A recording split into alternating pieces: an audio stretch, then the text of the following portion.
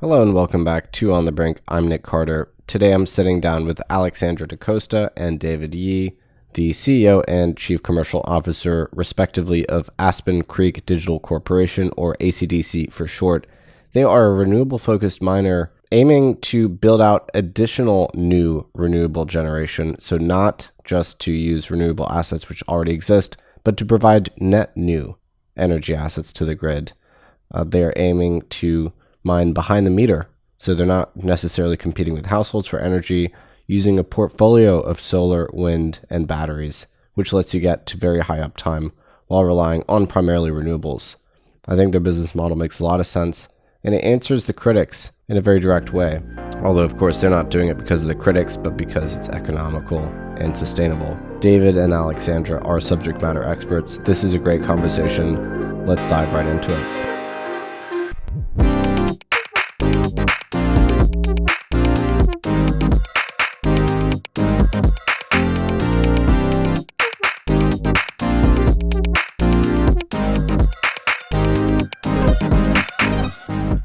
Hello and welcome back to On the Brink. This is the mining mini-series. It's been a while. Honestly, we haven't done a mining mini-series in a long time. This is a very extra special episode with David Yee and Alexandra DaCosta from ACDC. Do you prefer ACDC or Aspen Creek? We like ACDC. It's hard not to. It's a very clever pun, which is pioneering a new model for mining, in my opinion. Both of you welcome. Thanks for joining us today. Thank you for having us. Yeah, thanks for having us, Nick. So I've been wanting to do this episode for a long time. Full disclosure, I'm a personal investor in ACDC. Tell us a little bit about why you decided to go for mining. Why into the business of mining, especially at a time as difficult as this in Bitcoin mining land? Alexandra, why don't we start with you? Well, to be fair, when we made the decision to go into this business, it was at a very different time in Bitcoin mining. The decision was made last year. My background is in fixed income, in banking and structured products specifically, and I'd pivoted to ESG and impact investing. And so I was really focused on the climate tech side of things and looking at Bitcoin mining as an opportunity to really interplay with renewables is what attracted me to the space and my conversations with David. David, we had a great conversation when you first, I think, pitched ACDC to me. But yeah, tell me a little bit about your prior history and why mining was so interesting to you. Yeah, so I also have a corporate finance background working in banking. Had jumped around at a number of shops, mostly working in the metals and mining space, and then recently was lead of crypto investment banking at an investment bank. And in that role, had spent a lot of time covering Bitcoin miners and getting to know them extremely well and understanding what their business model was. Through that exercise, became just totally engaged and wanted to learn more and be more active in it. So that's really how, Alex and I were able to come together, was your kind of climate tech experience with your renewable background, plus my experience having worked with the operators and coming up with a better solution for Bitcoin mining operators. I mean, it's a pretty tough time out there in the world of public Bitcoin miners. What's it been like raising through this kind of bear market and through a time where we're seeing a lot of these miners kind of struggle to stay afloat? How's that experience been? It's obviously been difficult, but I think this is not the first bear market that either of us have been through. And I think that for us, we've had a really incredible opportunity to focus in on why we're building the business and why it's different. And it's allowed us to really hone in on excellent strategic partners and investors, like yourself. I think that, having investors like you in this space has really allowed us to feel confident in the fact that this power first model is different. To David's point, we saw an opportunity to approach this separately. And so while the actual act of raising has been difficult, it's also really given us more confidence that to be able to pull it off in this market means that this really is something special. So there are miners that describe themselves as sustainable or zero carbon. Typically, they are focused on hydro or nuclear in some cases. You guys are a little bit different. I think your materials describe you as renewable focused or renewable driven, rather. I find your model to be pretty distinct. Again, is the idea that you're exclusively focused on wind and solar, or just to the extent possible, those would be the energy sources? Yeah. So to start, our expertise truly lies in wind and solar development. Our business was founded and in partnership with renewable power developers who have deep expertise in both wind and solar development. And so, that is where our expertise lies. We also think that it is where the vast majority of new renewables will be developed over the course of the next decade. And so it presents a lot of opportunities for us to be able to partner with these new projects. Nick, just to add in there, we will be coupling those solar and wind developments with battery. So I think that is the other kind of focus from an energy perspective, an energy storage perspective. Yeah, so the environmentalist criticism of Bitcoin mining when Bitcoiners have talked about this prospect is always the intermittency, which is, I don't know, I always find that a little ironic because it's like, okay, well, now you're turning around and attacking the energy sources that are meant to drive the renewable transition. But I would say I haven't seen this being solved or demonstrated at scale from the Bitcoin mining perspective. There's been much talk of mining sort of on a co-located basis behind the meter with wind and solar, and then maybe with an element of grid firming, pulling in power from the grid. But I just don't think there are many case studies. So would you be the first miner that would be doing this at scale, and take us through what that would look like kind of specifically?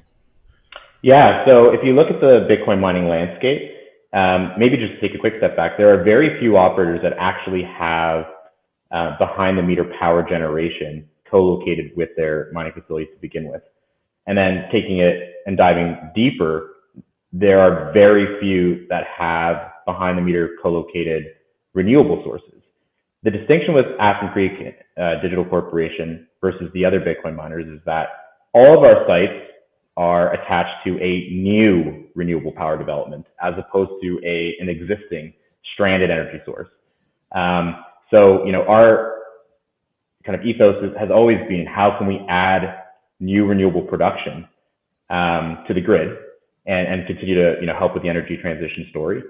And how can we bring new energy sources closer to where power is needed? And that's a key distinction that we have. And to our knowledge, we are the first, at least in the U.S., Bitcoin mining operator that has a purpose-built renewable project and development for Bitcoin mining. So every megawatt that you're utilizing, those will be new, energy installations added to the grid. Is that the idea? That is exactly correct. And we intentionally size the renewable power developments to be larger than our own needs. So you will typically see ACDC representing 2/3 to 3/4 of the offtake of the energy usage for that development. For example, our third site, which will be in West Texas, will be a 150 megawatt data center behind the meter with a 200 megawatt solar development. So 50 megawatts will be going directly onto the grid for the local communities. So if you look at existing attempts to take advantage of stranded energy, there's a whole bunch of different types, I would say. There's obviously the famous case study of the stranded hydro in southwestern China, which powered Bitcoin for a while, at least during the wet season. There is the stranded gas associated with oil extraction, which is now a pretty popular small-scale model for mining Bitcoin. There's definitely some stranded renewables out there. If you look in sort of SPP, there's a lot of curtailment that occurs or negative pricing, I guess, which is a consequence of subsidies. And what you're saying is it's all well and good to mine Bitcoin with stranded energy, but that doesn't really solve very much for the grid, I guess. And, I guess, it's fine if the Bitcoin you're mining is low carbon in terms of the electrons that are going into it. But it would be better if it was sustainable energy plus sustainable energy that was actually additive to the grid. That's exactly right. That's kind of the hypothesis. It is. If you just take a step back and you look at the carbon neutral, we can call it net zero, whatever phrase you want to use, aspirations of the United States over the next X number of years, the fact remains that we need to be standing up far more new renewable energy sources than we are currently doing. And so, yes, we are utilizing some of the new energy that we are standing up for our own purposes, but the fact remains that over the next 2 years, ACDC will be bringing online 3 gigawatts of additional power to the grid. And that's really material because that's power that will be there. I mean, the usable life of those assets is 30 to 40 years. And so that is a really large contribution to the energy transition that we're all trying to play a role in. Yeah, and I feel like we sometimes lose a sense of scale in these discussions. But maybe you can give me an example of what 3 gigawatts, probably about a city, medium-sized city's worth. Exactly. Of energy. Exactly. It is a monstrous amount.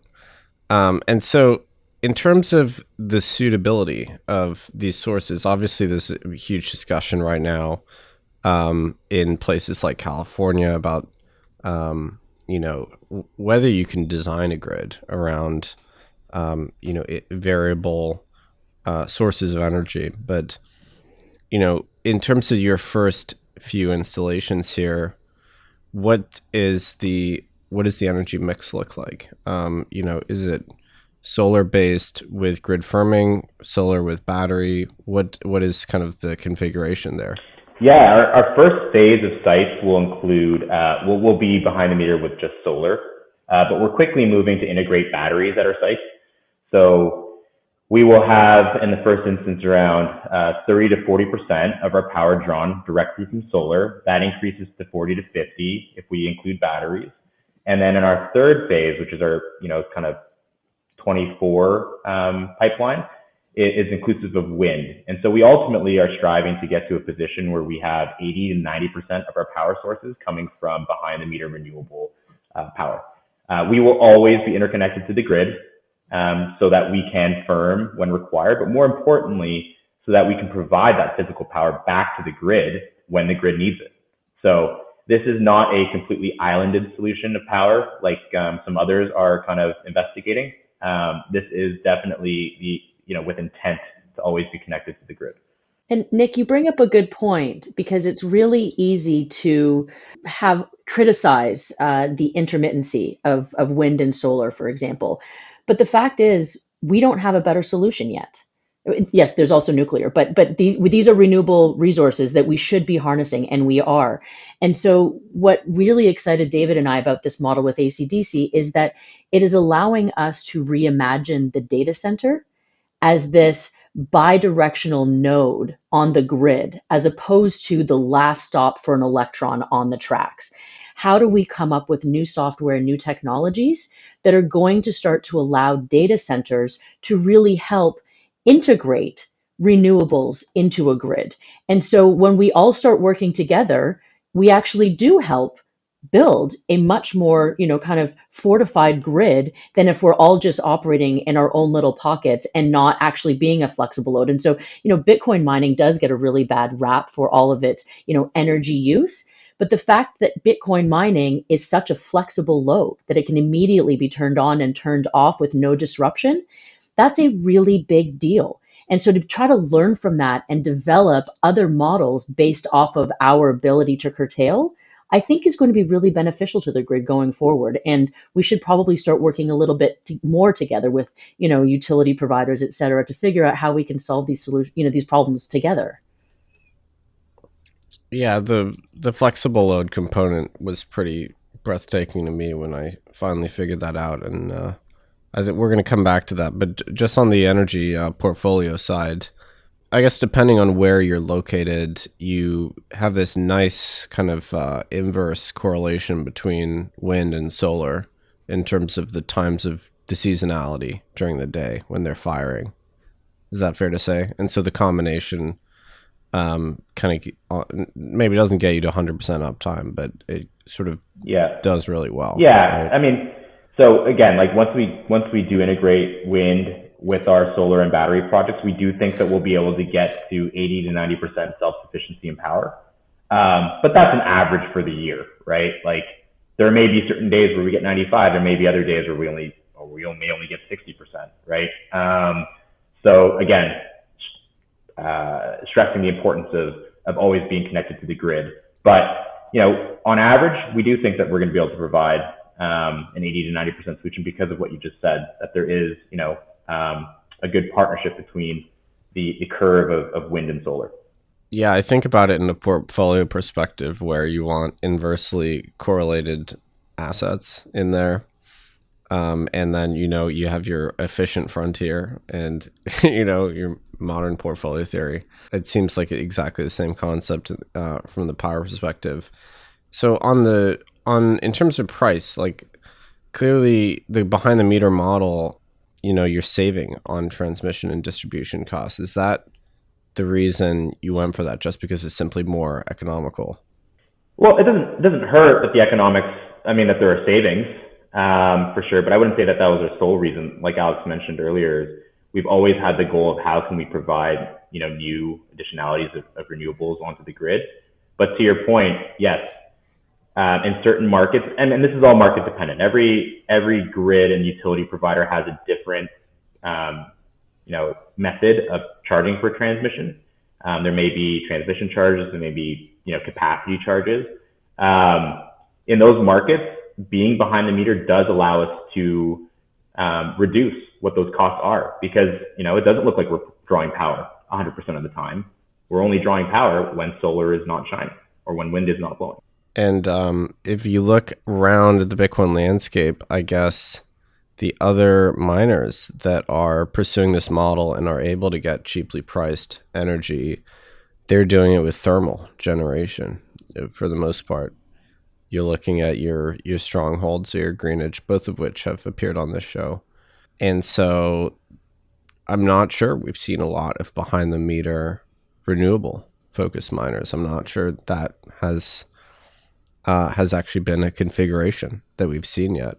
Well, there's a reason you don't see a lot of it. It's because it's very hard to do, not just physically, but also from a kind of interconnection, from a dealing with utility providers, et cetera. We have wonderful partnerships, but to David's earlier point, the reason that ACDC was started was to really build upon the renewable power expertise that we have in house.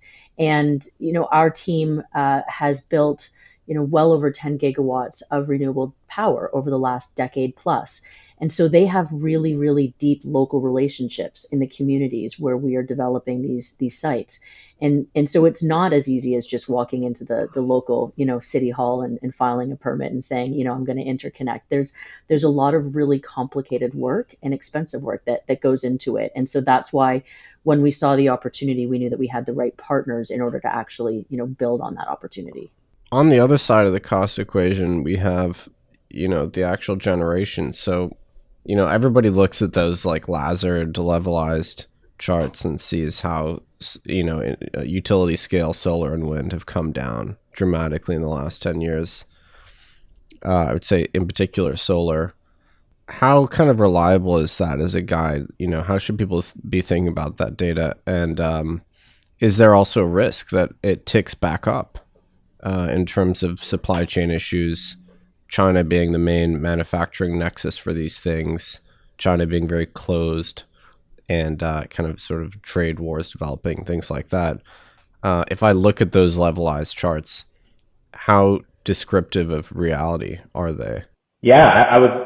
So on that, I mean, Agreed. Absolutely. The cost of some of this new renewable production has come down tremendously over the years. There's always going to be instances where costs may go up because of things like supply chain issues or, governments putting duties and tariffs on key components. Um, but if if in a market like in the U.S. this is going to be a major focus, they have to create an environment that incentivizes this new renewable production. And ultimately, you can't have the new renewable production if the cost is going to be too high. Because at the end of the day, there's going to be no off takers. And so I think something like this new IRA bill is going to be a massive kind of tailwind for not only renewable production but industry at large in the U.S. And to build on that, David, you're right. I mean, this IRA bill is going to be massive for our space, but it's not just enough to help finance the renewable development.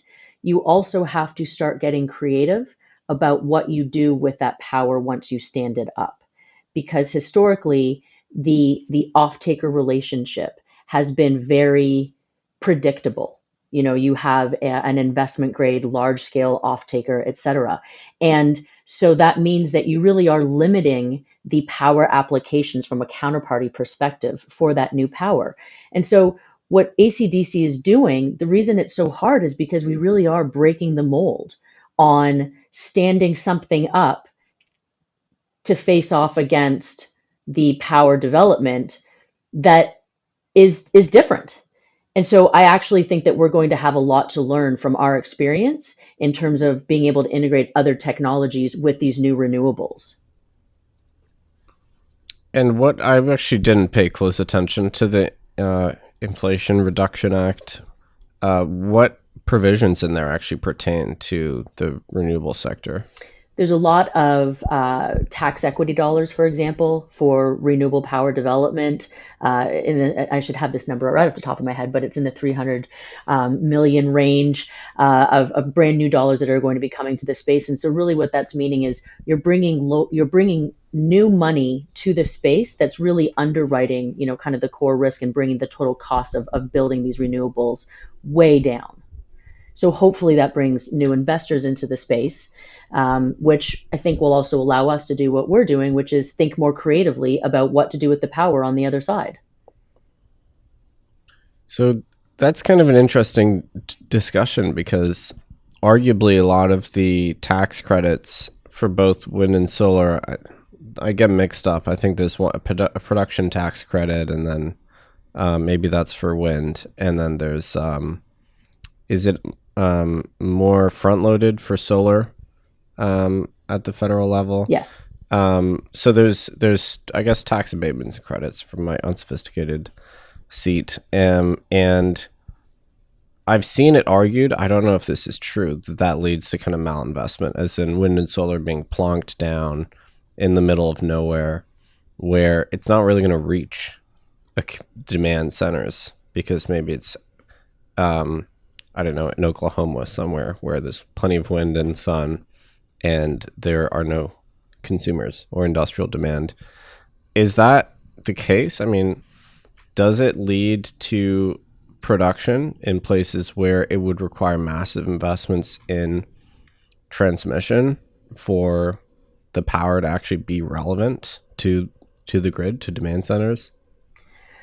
I don't think that past argument is going to hold as much weight going forward. And the reason being, there have been such massive developments on, the climate tech front. So if you think about green hydrogen or industries that can now be powered by renewables, historically, when we think of standing up power, we think of standing it up for, a local community or a specific use, a university or, an aluminum smelting plant, what have you. There are now far more applications of it. And so I do think, and I hope that these new dollars are going to also bring the necessary, kind of upgrade to the infrastructure, the transmission lines, et cetera. I think that that's going to be a really wonderful byproduct of this bill. But I also think that we have a lot more uses for it. for that power itself from a large scale technological perspective, particularly when you can combine renewable power with these large scale batteries that are being developed. And so if it's 80 miles from a densely populated area, 10 years ago that may have been, actually 80 miles sounds close, but 10 years ago that may have been less useful. Now, even if it's a little further out, it's very possible to build a factory that can now be renewably powered. That's a good point. So basically, you're saying that there's, from an industrial perspective, more location agnosticism today, such that industry can actually adapt to a grid which is not necessarily overlaid on a one-to-one basis on population centers. I think we're starting to see that, and I think you're seeing, very large corporations looking to, move over to more renewables and getting a little bit more creative about where they are being, established. And so I think even look, Bitcoin mining is a perfect example of that. Bitcoin mining is here to stay.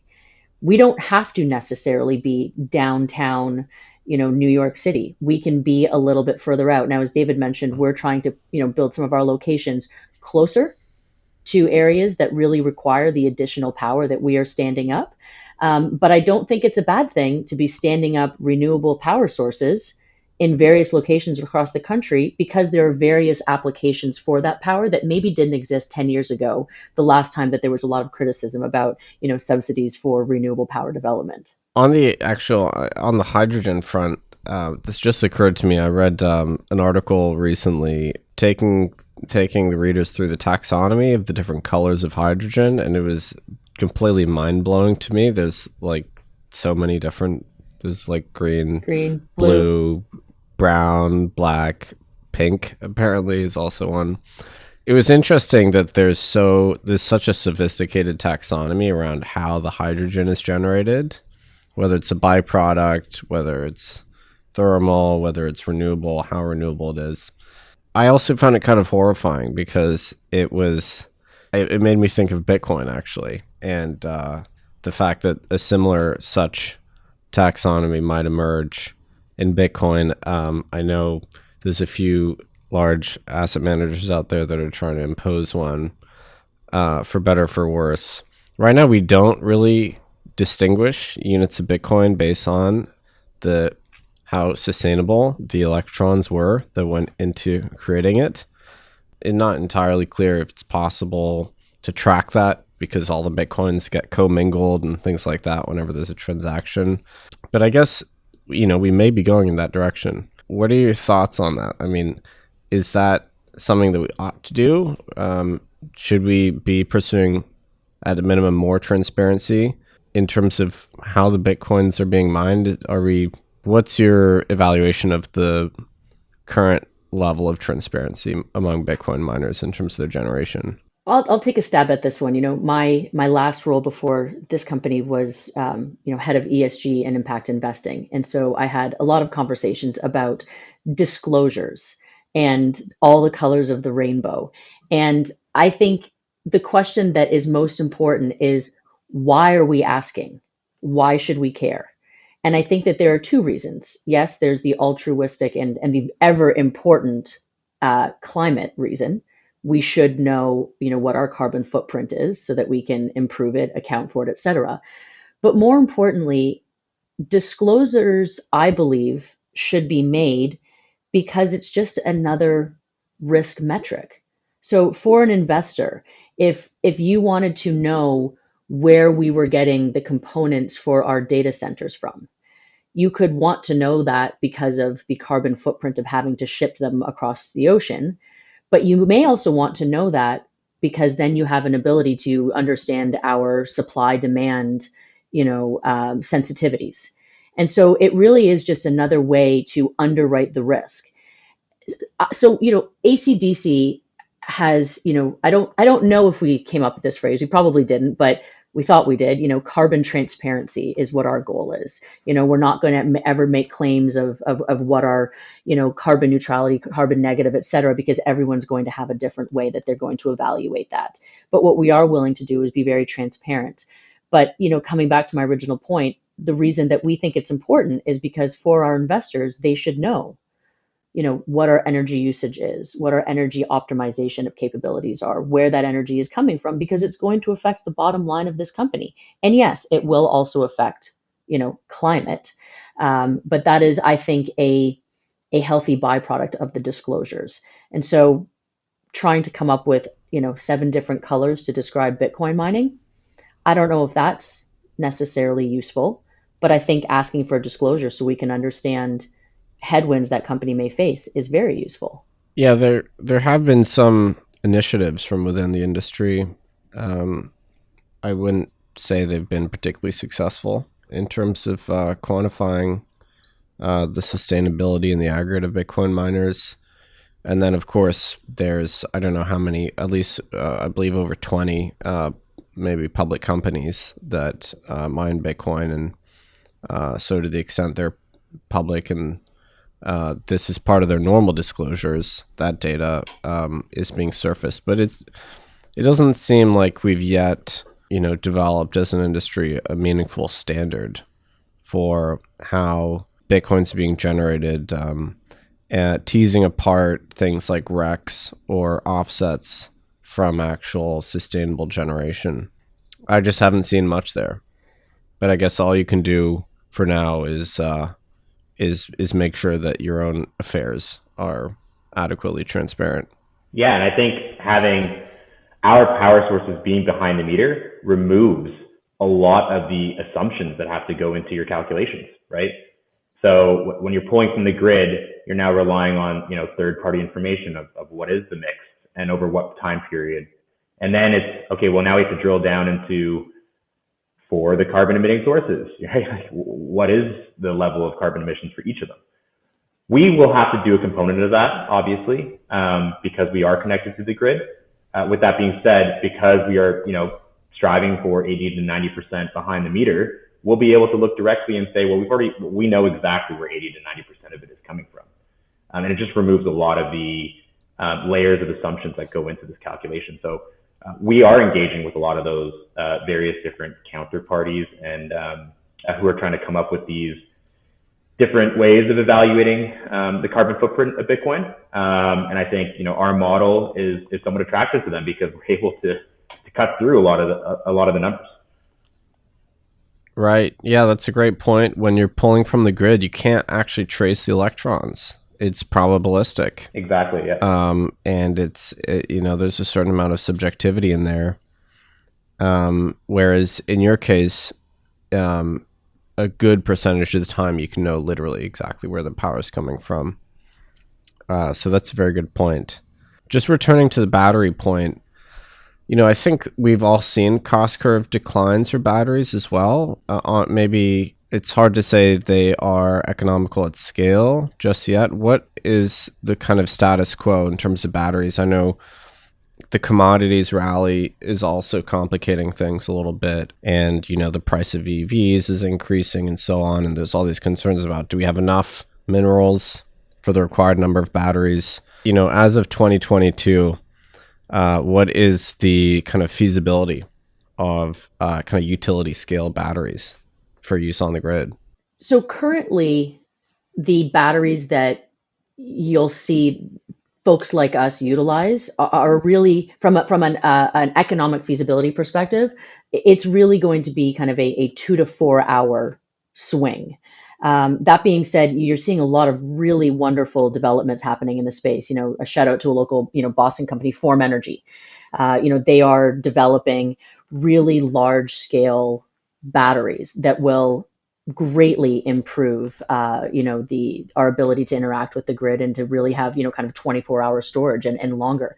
And so I think that over the next 2 years, you're going to see some massive developments in the space. And again, thanks to this IRA bill in part, you are going to see those cost curves come way, way down. So I think it's a really exciting time to be in any kind of climate tech, and particularly for us at the intersection of energy and climate tech. One thing that I was thinking about when crafting these questions, in terms of if you are proactively, locating your operations in places where there is an energy glut because of solar and wind development. I mean, if you look at Texas, for instance, the whole interconnection queue is wind and solar, basically. And obviously, they're correlated in terms of their generation patterns. And so you end up with kind of mismatch, I guess, between supply and demand, which has to be resolved somehow. You're going to need to supplement it with something like gas. You'll need to build out some more transmission.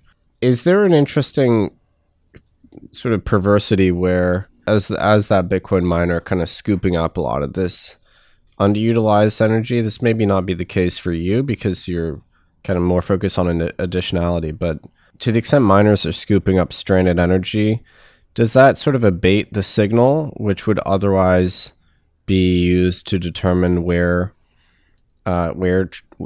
transmission ought to be built? So does that kind of short circuit that market signal of, hey, there's tons of negatively priced or zero priced energy here, we should be building transmission? And I haven't even seen this critique of Bitcoin miners, but I figured you'd be able to answer it.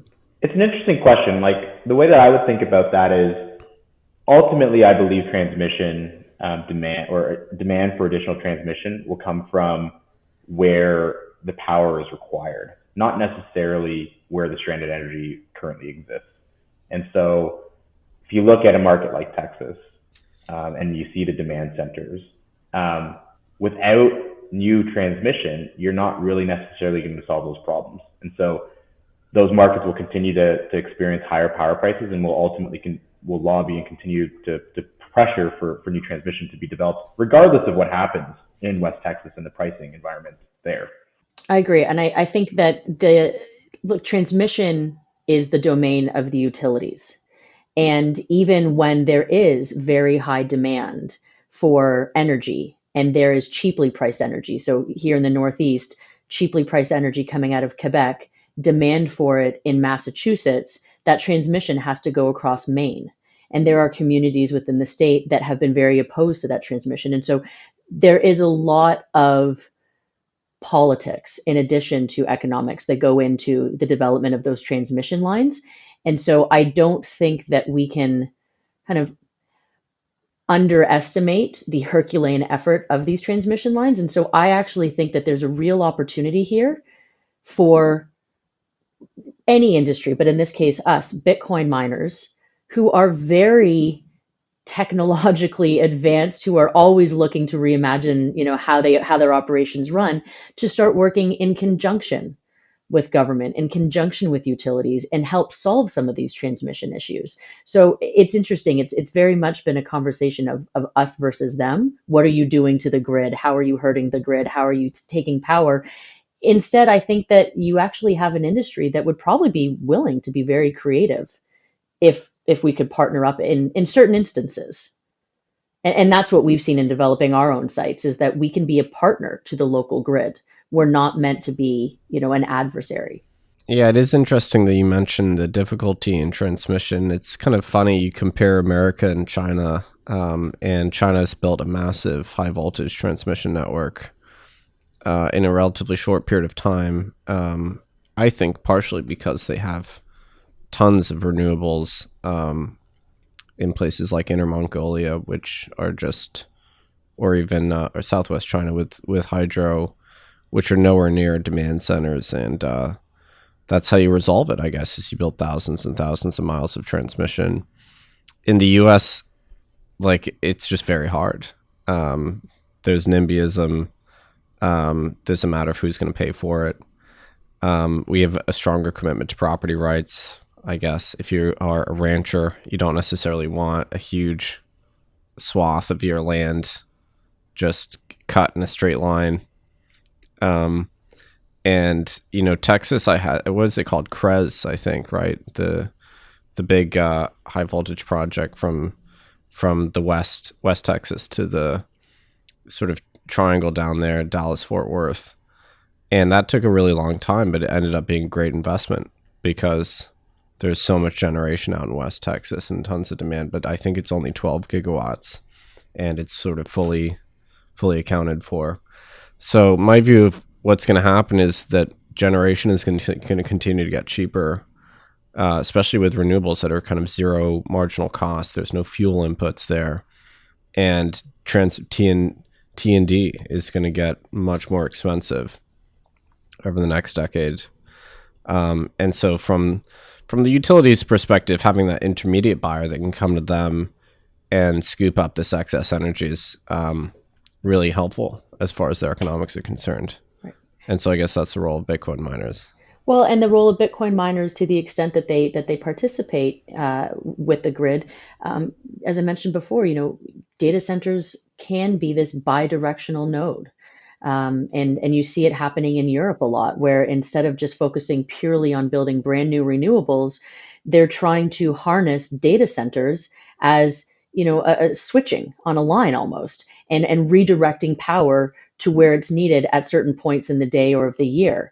And so, interestingly enough, you are seeing Bitcoin miners, particularly in Texas, some Bitcoin miners starting to play that role almost out of, kind of transmission that we so badly need. Yeah, so I want to talk about demand response. It's an interesting situation. We've got California blackouts. I think as of yesterday, this episode will probably air in a couple of weeks' time, but California was having blackouts yesterday. There's interesting conversations around electric vehicles. I don't think this is really mature yet, but I know Tesla wants to get there, whereby vehicles themselves can be kind of a store of energy that's exogenous to the grid, which can then maybe be plugged back in. I know you can, with the Ford F-150, I think you can actually charge your house with it. And so, we're kind of transitioning from this like very dumb grid model that's been the case, existed in this single configuration for 100 years or so, to a much smarter grid. I know that sounds like a total cliche, but it seems true. Demand response is a word that has a lot of meanings. One is simply just households and industrials using less energy as there's scarcity. But then there's also very specific programs, depending on the ISO, depending on the region, that large industrial consumers can opt into. They've been I would say they're relatively sophisticated in Texas in particular, probably because Texas is islanded and needs more of this. What's your level of engagement or planned engagement in terms of some of these demand response programs, and what would that actually entail from your end? Yeah, I mean, we absolutely are intending to participate and work demand response into our power strategies. It doesn't mean that we will, do demand response every single day, because it just may not be the environment, or the pricing kind of model for the next day may not just be conducive to participate in a demand response program. However, we will always evaluate demand response as an option. I think a key distinction between what most Bitcoin miners do with demand response and what ACDC does, though, is that if you think about most Bitcoin miners as a load-only business, where they have an agreement to purchase electricity, and then they are now shutting off that said electricity through demand response. Ours is actually, if you think about it, a little bit different, because we not only are turning off our load, but we're actually providing that physical power that we've now built and directing it back to the grid. So not only are we just kind of turning off what we've purchased, we're actually participating by providing net new electricity to the grid. So I do want to make that distinction, and I think that's key versus what we're doing versus some of the other Bitcoin miners out there. Yeah, I see a lot of cynicism around the chest thumping that Bitcoin miners engage in around demand response from the kind of like renewable community, because, and I kind of see their point that simply buying energy and then curtailing selectively, it helps obviously during a scarcity event, but it's sort of dubious to the extent it is like genuinely helping transform the grid. And I guess you could say your pressure and you're buying energy when it's cheaply priced And so that's useful for the utility, and then they can use that additional income to make more investments and sort of grow the scale of the grid, so it's overall good. And, to the extent you're not contributing to grid scarcity events, that's also good. But it's kind of oblique. It's not that easy to really conceptualize how that might be good for the grid. Whereas in your case, the existence of ACDC means that there is more power available to end users, more sustainable power, and you're also not stressing the grid during the scarcity events. In fact, during those events, you're redirecting your power out. Bitcoin miners are off, and the power is just being directed out towards the grid. And so it's clearly a net improvement. There's just no ambiguity about that. Yeah, we're taking what I think a lot of Bitcoin miners are striving to do, which is incentivize new renewables, and taking that head on. We're actively baking that into our own business model and catalyzing those new renewables ourselves. And so we're trying to remove a step of, you're right, to your point, Bitcoin miners are purchasing, power at lower price points during the day, and it should, in theory, provide the incentive for utilities to continue to incentivize new renewable production to come online. Well, we're just putting that onus on ourselves, and we're putting that plan into action. It should come as no surprise that a Bitcoin mining company that operates and thrives in the decentralized finance world has been focusing on decentralized power, right? I mean, we are standing up our own power. We have full control over our own power source, and yet we are interconnecting into the existing system as well. So it is really interesting when you start seeing some of the parallels in the two spaces, in our model at least. I don't want to be a conduit for critics. I feel like that's a lot of my questions here, but it's just I get asked these questions all the time, so now I'm posing them to you in turn. One question I got asked by a journalist recently was, it was around some curtailment of events. I think miners now basically put out press releases when they curtail, in conjunction with like storms in Texas or something.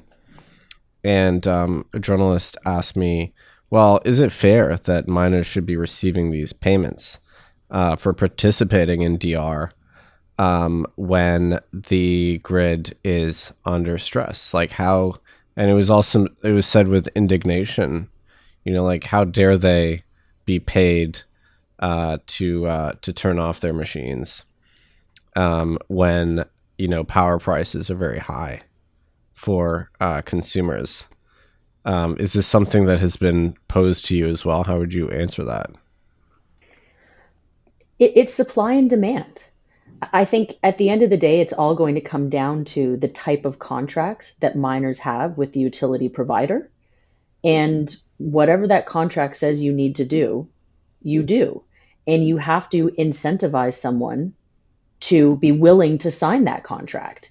And so is it fair? I mean, that's probably a very hard word to debate. Everyone's, definition of it is different. But at the end of the day, if you need to get people offline, one way to do it is to make it more worth their while to not draw on that energy. And so if there is a problem with that construct, then the solution may have to be make a better contract, make a different contract. I think that that's the only other alternative. But at the end of the day, I think we're all in the investment world, supply and demand, whether it's raising interest rates or, changing prices, that's what's going to change consumer behavior. Bitcoin miners should not be expected to behave any differently than, oil and gas, right? When the price of oil goes up, is it fair that they get compensated to do more? Yes, that's their job. It's kind of how it works. So I've had you on for a while now, so I'll let you go in a second here. One interesting thing that a miner came on my show and said was, it's not just about the sustainability of your operation. It's actually about, as large consumers of energy, and certainly Bitcoin miners are, I don't know what the current power draw of the network is, maybe 15 gigawatts or something. It's very material. What they do is also evaluate the influence on power prices of local consumers that are, residential in particular. Like how are their operations affecting bills that households are paying? And there's this paper about, this nasty academic kind of came up with this thing in upstate New York saying Bitcoin miners, cause power prices to rise for local residents in New York. I don't know if that's true or not. I think you can, build a model that says anything, basically. Is this part of the evaluation? And do what do you expect the influence to be of your operations on local households, if any, their energy bills? I think for us, because we're specifically behind the meter with our own power, and we're putting new power onto that local grid, it should be a net positive for those local communities. So we are not taking a finite amount of power and taking a slice of that pie for ourselves. We are bringing new power. And so that is a really big part of our model, is that we want to be good stewards of the grid. We want to be good community partners. And so that is very unique about our model, is that we are not looking to increase power prices. And if you think about bringing new power, if anything, all else equal, it actually should bring their power prices down. I think we'll leave it there for today. This has been really great. Where should listeners go to learn more about Aspen Creek? We have a new Twitter page. It is ACDC_HQ. We have our LinkedIn page, and then we also have our website, which is acdigital.com. Well, thanks for the time, and really looking forward to seeing what you do here, and hoping that you become, one of the most influential miners. I think the model's great, and thanks for sharing your insights with us today. Thank you so much, Nick. Thank you.